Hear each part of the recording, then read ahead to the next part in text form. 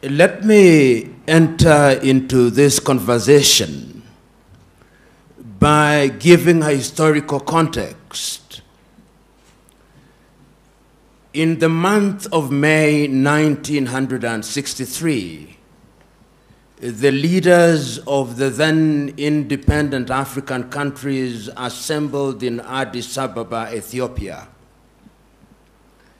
And many speeches were delivered, and the thrust of all the speeches was that African countries, having regained their independence, their primary focus and objective was to ensure that they exercised their regained mandate for the benefit of the people, to ensure that the people were liberated from ignorance, disease, and poverty. On the 24th day of May, perhaps the most powerful speech ever made by an African leader was delivered by Ghana's Kwame Nkrumah. And he reminded the leaders who were present on that day about a number of things. One, he told them that not to delude themselves, that by regaining their independence, the erstwhile colonizer would recoil and remain inactive. That in fact, the erstwhile colonial master was going to be more pernicious, but in a very subtle way. Kwame Nkrumah was right. He reminded his audience that going forward, it was necessary and indeed urgent that Africans should begin to think as one whole, because if they remained in disunity, they would remain weak and vulnerable and therefore susceptible to manipulation. Kwame Nkrumah was right. He reminded his audience that because many of, if not all, of the African countries were artificial, they were created in Berlin, and the boundaries were artificial. But he urged his audience that they should respect the inviolability of the boundaries, because if they tried to redraw the boundaries, conflict would never end. And that was reinforced in 1964 in Cairo on the doctrine of inviolability of inherited boundaries. I remind us of this particular incident 58 years ago because in 2013, the African Union came with Agenda 2063. And if you look at the text of Agenda 2063, and the speeches that were given around it, it was the rehash of what Kwame spoke about and the other leaders spoke about. And it's not lost on me last year that one of the themes of African Union was the silencing of the guns by the year 2020. I'm not a Jewish prophet, but the guns will not be silent next year. In fact, there are more guns that are emerging in Africa, which means that peace is still very elusive. And then we have been given the history. The founding fathers of the African countries took the view that because we are states made out of many nations, there was wisdom in having a style of politics that was different. So that in the early days of many African countries, many leaders held the view. Whether they were mistaken or not is another debate for another day. But they held the view that one of the things that they had to do was to have single-party states, so that if you went to Zaire then, or Congo before it became Zaire, or Zambia, or Malawi, or Kenya, or Uganda, or Tanzania, everybody believed that in order to hold the many nationalities together, you needed a single party under whose aegis organization of state affairs would be undertaken. Mistakes were made. And then the conceptual West convinced us that our salvation could only come from something they call democracy. And I'm using the word very deliberately, something they call democracy, which they defined. And they defined it in English, if you are colonized by the English. And they defined it in French, if you are colonized by the French. And they defined it in Portuguese, if you are colonized by the Portuguese. And they defined it in Spanish, if you are colonized by the Spaniard. We never defined it in Kinyarwanda. No. It was never defined in Igbo or Yoruba. And we were told after the collapse of the Soviet Union that democracy was equals to 1, multi-party politics, 2, periodic elections, 3, limitation of terms of the presidency. That is how the conceptual West defined it for us. And we who have had the advantage, if it is an advantage at all, of being educated in the West, there is a sense in which our thought processes are also confined by those definitions. However much we want to free ourselves, we find our default mode being how we were trained. So when we define democracy, we are also caught up in this box. Sometimes we tell ourselves to think outside of the box, but the true north of our thought processes still remains the box. We never think without the box. So when we talk about peace in Africa, and we talk about adversarial politics, we are not talking about anything that is African. The political party is not African. It is something that we inherited. You know, in the United Kingdom, they talk about the loyal opposition, loyal to the monarchy. Because there is a process. Permit me to say at this stage that Africa deals with diversity much better than Europe. Much better. If you look at your typical European nation, the Dutch is the Dutch, largely. The Swedes are the Swedes, largely. The Norwegians are the Norwegians, largely. The Finns are the Finns, largely. And where they have many ethnicities, they don't do very well. Ask the Spaniards if you doubt me. Where they had many nations in Yugoslavia, ask them. They created many nations to create pure ethnicities. But African nations have succeeded thus far in working with diversity in very unique circumstances where the conceptual West, despite their protestation to the contrary, are always interfering in our affairs in a very subtle manner. When we are holding election, they will deny it. But there is a way in which they are always moving in a subterranean fashion. Because the thesis still is that you divide them in order to rule them. That is the thesis. We don't say it as loudly as we should because we want to be politically correct, and I refuse to be correct. And this is exactly what Kwame Nkrumah warned us about. And the political party therefore lends itself to that manipulation. We will be persuaded, because it is us who have gone to school who form political parties, we will be persuaded to form outfits. And in many African countries, these outfits are formed on the basis of ethnic affiliation. Your typical African political party is simply an assembly of ethnicities. And in many African nations, you will discover that what we call elections is simply an ethnic census to determine which ethnic group is larger than the other. It is Julius Nyerere of Tanzania who said it. He said that the tragedy of Africa is not what the song is, not the song that is being sung, but who the singer is. And what he meant was very clear, that you may have an agenda that is good for your nation, but if you do not come from a particular ethnic group, those who will follow you will not be from your ethnic group. You may sing the best song, But when you look back, you'll discover that it's only people from your ethnic group who are following you.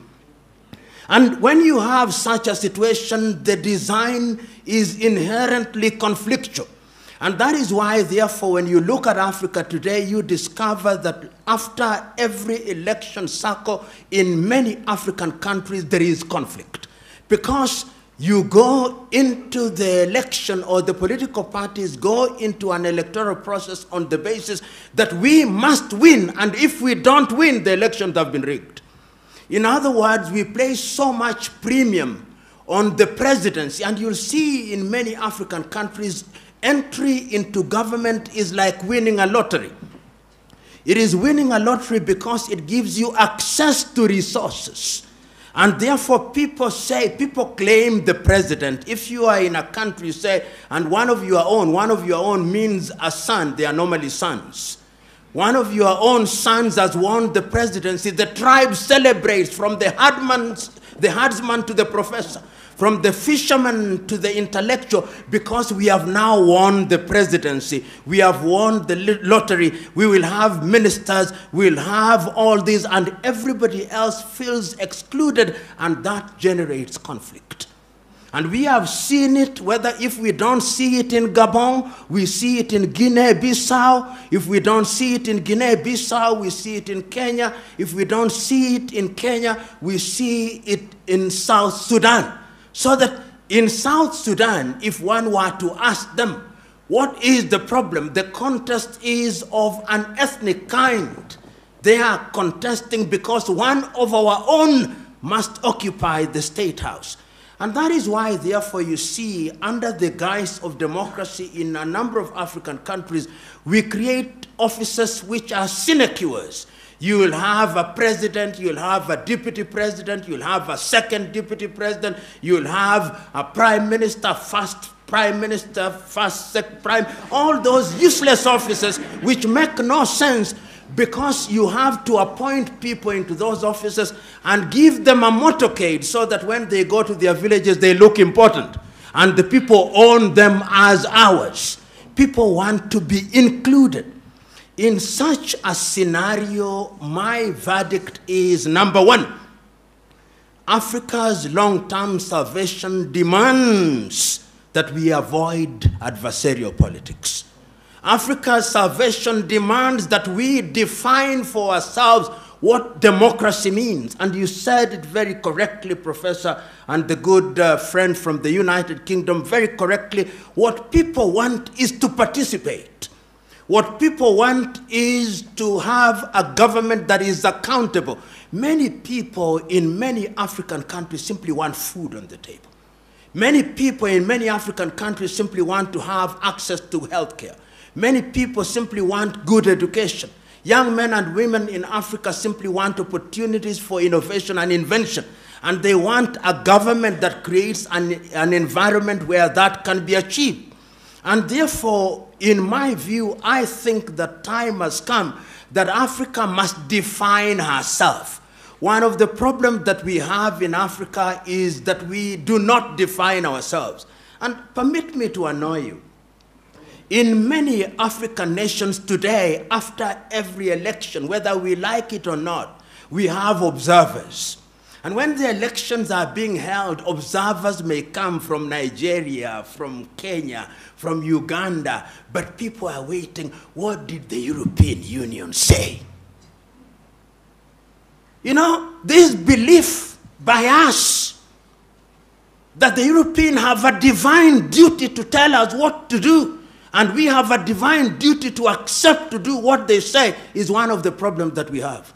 And until the day that we liberate ourselves to decolonize our minds, in a manner of speaking, we are going to embrace the kind of politics that will only perpetuate conflict. Right now, as I move towards my conclusion, I simply want you to look at the map of Africa. And look at the map of Africa against the declaration that the guns might be silenced by 2020. And simply tell me, is there peace and calm in Niger? Is there peace and calm in Burkina Faso? Do you have peace and calm in Mali? Is it peaceful in Mauritania? Is it peaceful in Benin? Is it peaceful in Gabon? Is it peaceful in Cameroon? Is it peaceful in South Sudan? Is it peaceful in the Democratic Republic of Congo? Is it peaceful in Somalia? You look at the map of Africa and you look at that and you are being told through declarations that we are going to silence the guns in 2020. It's as if you are being told to go to Kigali, and meanwhile you have engaged a gear taking you to the Democratic Republic of Congo's border and you are on jet-like speed.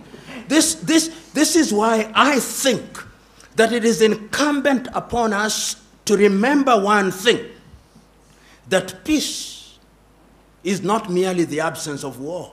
It is much deeper than that. That development is not building of skyscrapers in African cities, no. And that therefore, if we want to sustain peace and development, what we must look at are the human indices. I think the Bhutanese have got it right. What they call the gross national happiness index. These things that Europe tells us many useful things, but there are certainly useless things that they tell us. One of them is the thing called per capita income.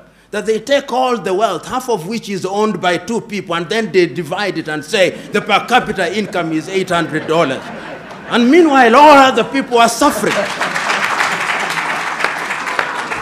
I'm submitting to us that time has come that we must define what development is. I want to go to a typical Rwandese village, and beyond peace, beyond the absence of war, I want to see peace at the dinner table.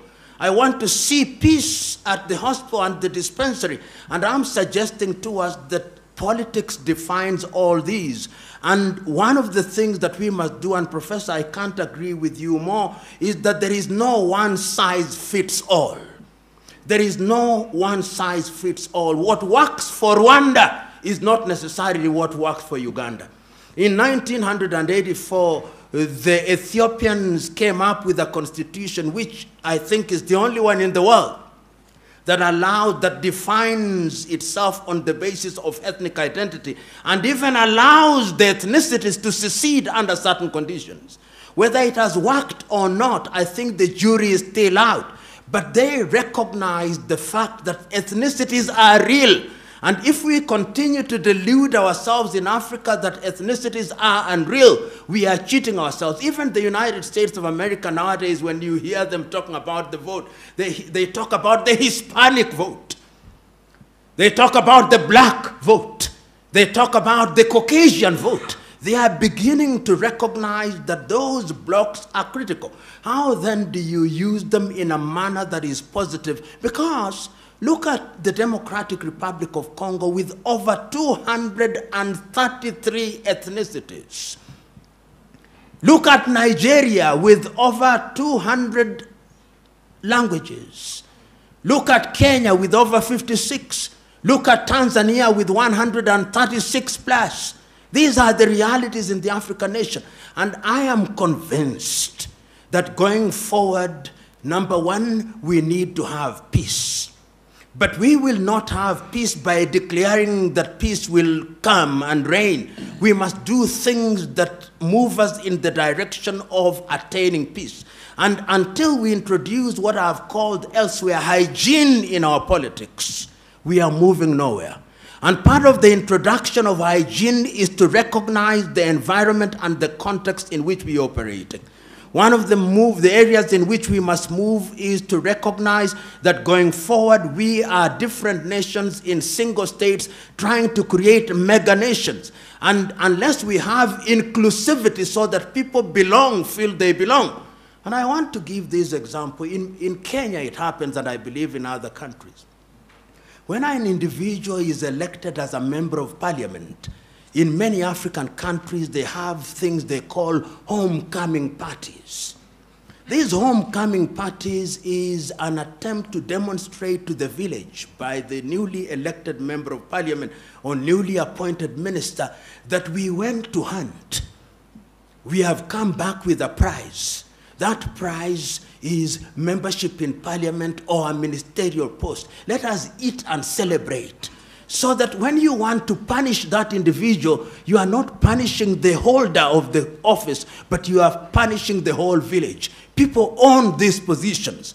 And I'm suggesting to us that politics must be of such a nature that allows ethnicities and groups to negotiate. I do not as yet have an answer, which I think I can pin on the ground, but I have the following things: that it cannot be uniform, that it must be specific to the circumstances of each country, that it is us who must define it, and that we must have a vocabulary for it, and that we must warn ourselves that the erstwhile colonial master is alive and well, subterranean and pernicious to the core. Don't delude yourselves. And remember that sometimes the disunity of Africa is big business. And if we forget that, we will once again be manipulated. Lastly, I saw the African National Congress winning an election in South Africa last week. Not that it's a bad thing, but somebody sent me a clip that was very telling. It was a clip where all the celebrants were Chinese, and they were celebrating, "Hail African National Congress," Chinese in Johannesburg. That laughter suggests to me that you have understood my message. God bless you.